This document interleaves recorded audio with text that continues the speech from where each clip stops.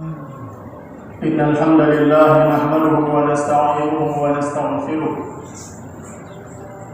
ونعوذ بالله من شرور أنفسنا وسيئات أعمالنا من يهده الله فلا مضل له ومن يضلل فلا هادي له وأشهد أن لا إله إلا الله وحده لا شريك له وأشهد أن محمدا عبده ورسوله يا أيها الذين آمنوا اتقوا الله حق تقاته ولا تموتن إلا وأنتم مسلمون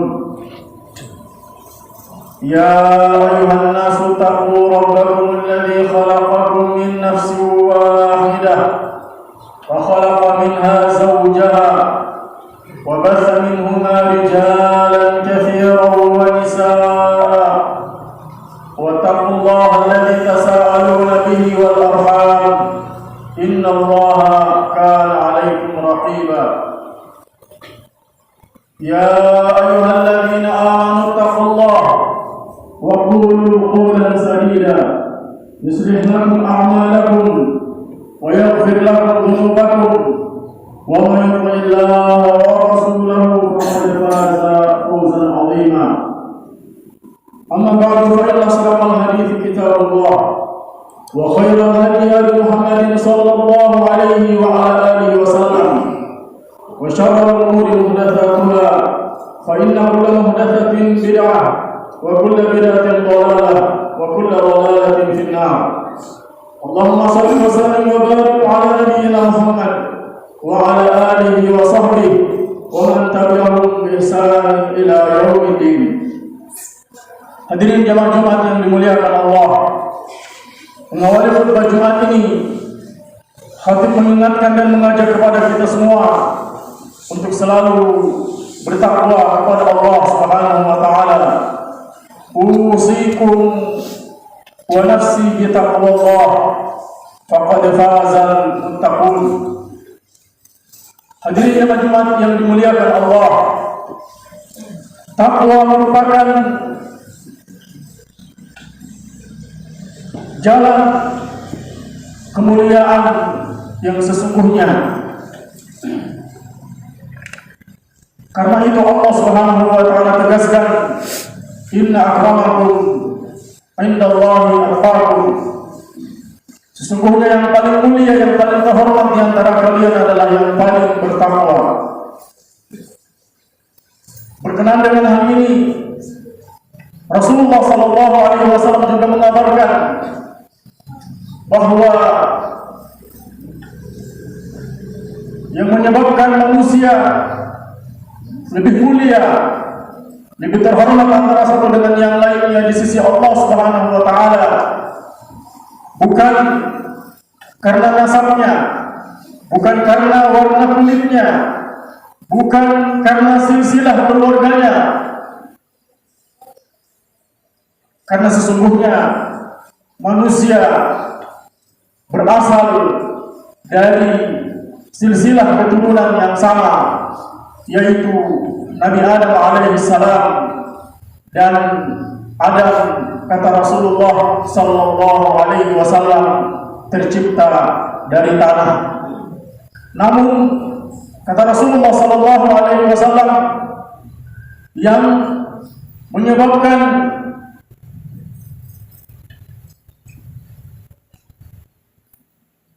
terdapat perbedaan antara satu dengan yang lainnya di sisi Allah Subhanahu wa taala adalah karena takwa kepada Allah Subhanahu wa taala. Karena itu Allah Subhanahu wa taala menjadikan takwa sebagai perintah utama kepada seluruh hamba-Nya, bahkan kepada para nabi dan para rasul. Walaqad wasaina alladziina utul kitaaba min qablikum wa iyyakum an ittaqullah. Hadirin jamaah Jumat yang dimuliakan Allah Subhanahu wa taala. Karena takwa merupakan kedudukan tertinggi dan termulia di sisi Allah Subhanahu wa taala, maka Allah menjamin kehidupan orang-orang yang bertakwa. menjamin kemudahan rezeki dan urusan mereka yang bertakwa. Wa man yattaqillaha yaj'al lahu makhraja wa yarzuqhu min haitsu la yahtasib. Barang siapa yang bertakwa kepada Allah, maka Allah akan berikan kepadanya jalan keluar dari setiap kesulitan hidup yang dihadapi, dan Allah akan berikan kepadanya rezeki dari arah yang tidak disangka-sangka. Wa man yattaqillaha yaj'al lahu min amrihi yusra. Dan barang siapa yang bertakwa kepada Allah, maka Allah akan jadikan urusannya menjadi mudah. Hadirin jemaah Jumat yang dimuliakan Allah Subhanahu wa taala.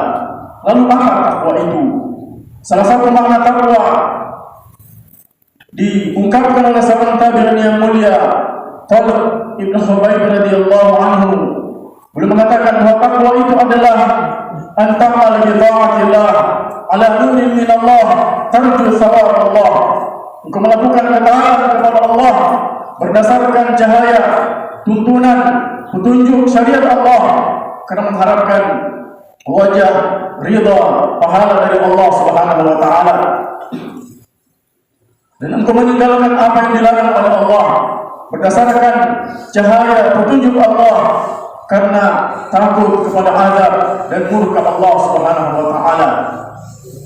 Dari sini kita memahami, kita mengetahui bahwa takwa adalah melakukan ketaatan kepada Allah, meninggalkan larangan Allah Subhanahu wa taala berdasarkan petunjuk Allah Subhanahu wa taala. Artinya jemaah yang dimuliakan Allah, takwa, jalan menuju takwa hanya dapat kita jalani dengan benar jika kita mengikuti petunjuk Allah Subhanahu wa taala, melaksanakan perintah berdasarkan petunjuk Allah, meninggalkan larangan juga berdasarkan petunjuk Allah Subhanahu wa taala. Dalam hal ini jemaah sekalian rahimakumullah, takwa hanya dapat diraih dengan ilmu yang benar, dengan pengetahuan, karena dengan ilmu kita dapat mengetahui perintah dan larangan Allah Subhanahu wa taala. Karena itu jemaah sekalian rahimakumullah, para ulama ketika berbicara tentang ilmu, tentang kemuliaan ilmu, keutamaan ilmu di dalam Islam, mereka mengatakan bahwa salah satu alasan yang menjadikan ilmu pengetahuan memiliki kedudukan yang mulia di dalam Islam karena likaunihi wasilatan ila taqwa, karena ilmu adalah merupakan jalan menuju takwa kepada Allah Subhanahu wa taala. Karena ini pula belajar menuntut ilmu merupakan kewajiban bagi setiap muslim. Rasulullah sallallahu alaihi wasallam mengatakan, "Talabul ilmi fardhatun ala kulli muslim." Cari ilmu, mempelajari ilmu fardu, wajib hukumnya bagi setiap muslim.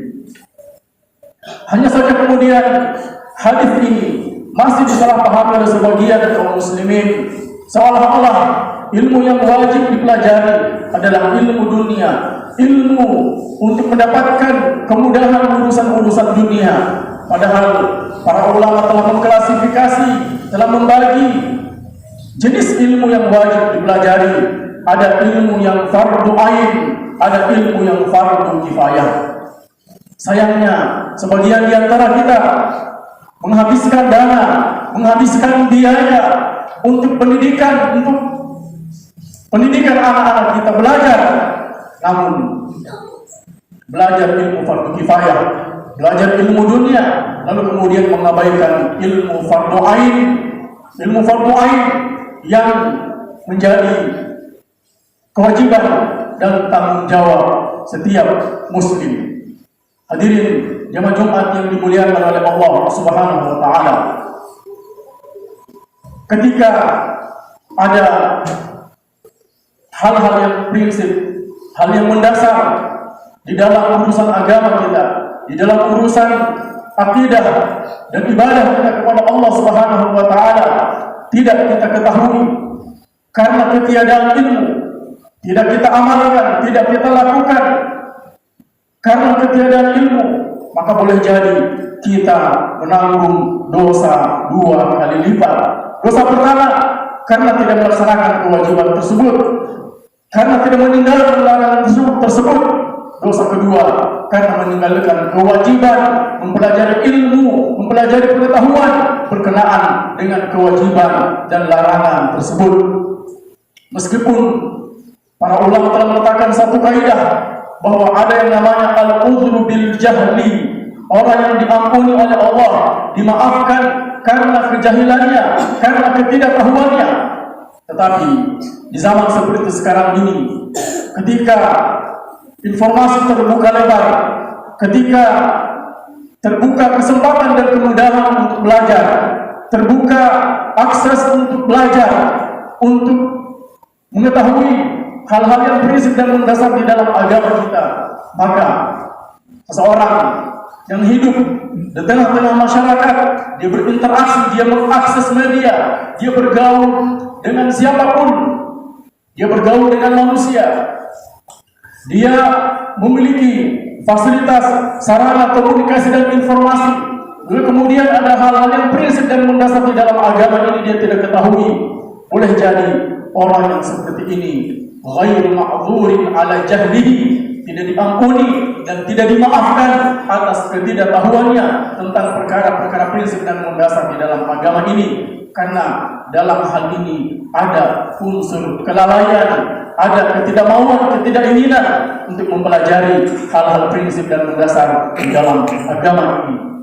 Hadirin jamaah Jumat yang dimuliakan Allah Subhanahu wa taala, takwa adalah jalan untuk meraih kemuliaan, dan jalan untuk menuju takwa itu, anak tangga yang pertama adalah ilmu, pengetahuan tentang Allah, pengetahuan tentang Rasulullah SAW, dan pengetahuan tentang agama dinul Islam ini. Sebagaimana ditegaskan penulis kitab Al-Usul Ats-Tsalatsa, bahwasanya ada 4 hal yang wajib diketahui, dipelajari dan diamalkan oleh setiap muslim. Yang pertama adalah al-ilmu, yaitu ilmu tentang mengenal Allah, mengenal Rasulullah SAW, dan mengenal agama ini. Karena itu, mari pancarkan niat, mujahadah dan sungguh-sungguh untuk meraih derajat takwa di sisi Allah Subhanahu wa taala, yang dimulai dengan terus belajar. Karena belajar adalah jalan untuk meraih takwa. Mempelajari ilmu Allah adalah jalan untuk meraih kemuliaan di sisi Allah Subhanahu wa taala. Barakallahu li wa lakum fil Qur'anil azim. Wa nafa'ani wa iyyakum bima fihi min al-ayati wa dzikril hakim. Aqulu qawli hadha wa astaghfirullah li wa lakum wa li sa'iril mu'minina min kulli dhanb fastaghfiruhu innahu huwal ghafurur rahim.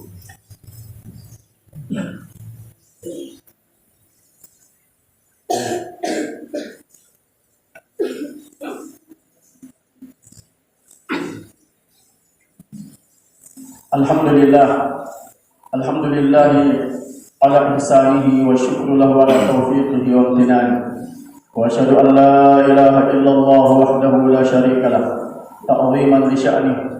Wa asyhadu anna Muhammadan abduhu wa rasuluhu ad-da'i ila ridwanihi sallallahu alaihi wa ala alihi wa ashabihi wa ikhwanihi.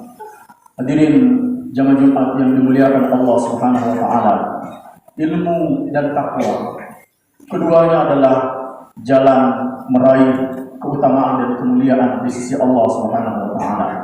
Allah mengatakan inna akramakum indallahi atqakum, dan berkenaan dengan ilmu, Allah Subhanahu wa taala juga menegaskan yarfa'illahu alladhina amanu minkum walladzina utul ilma darajat. Allah memuliakan orang-orang, Allah mengangkat derajat dan kedudukan orang yang beriman dan berilmu pengetahuan, mengangkat kedudukan dan derajat orang-orang yang diberi ilmu oleh Allah beberapa derajat. Ibnu Abbas radhiyallahu taala mengatakan bahwa derajat kedudukan orang beriman atas orang, derajat kedudukan orang yang berilmu atas orang beriman yang tidak berilmu itu 700 derajat, di mana jarak di antara setiap derajatnya sejauh perjalanan 500 tahun. Ilmu dan takwa adalah bagaikan dua sisi mata uang untuk meraih kemuliaan di sisi Allah Subhanahu wa taala. Dengan takwa kita akan dimudahkan oleh Allah Subhanahu wa taala untuk mempelajari ilmu, untuk menerima kebenaran, untuk mengenali kebaikan, mengenali keburukan dan meninggalkannya. Karena itu Allah Subhanahu wa taala berfirman, "Wattaqullaha wa yu'allimukumullah." Bertakwalah kepada Allah, niscaya Allah akan mengajari kalian. Karena itu jemaah Jumat yang dimuliakan Allah Subhanahu wa taala, berkenan dengan hal ini. Mari setiap kita mengagendakan, meniatkan, menjadwalkan setiap sekali dalam sepekan, sekali dalam sebulan, secara berkala belajar ilmu, belajar agama, menghadiri majelis-majelis ilmu. Mungkin yang kita dapatkan tidak seberapa, mungkin yang kita dapatkan hanya 1-2 poin saja.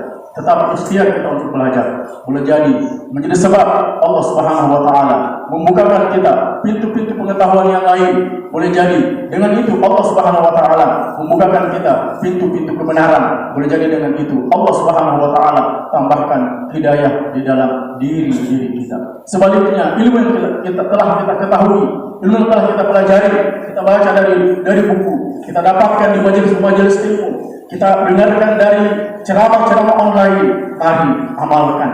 Karena dengan mengamalkan ilmu tersebut, Allah akan menambahkan pemahaman dan pengetahuan serta semangat, kekuatan dan kemampuan untuk mengamalkan ilmu dan pengetahuan tersebut. Ja'alallahu iyyakum min ibadihi muttaqin.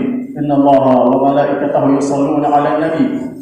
Ya ayyuhalladzina amanu shallu 'alaihi wa sallimu taslima. Allahumma shalli 'ala Muhammad wa 'ala ali Muhammad kama shallaita 'ala Ibrahim wa 'ala ali Ibrahim innaka Hamidum Majid.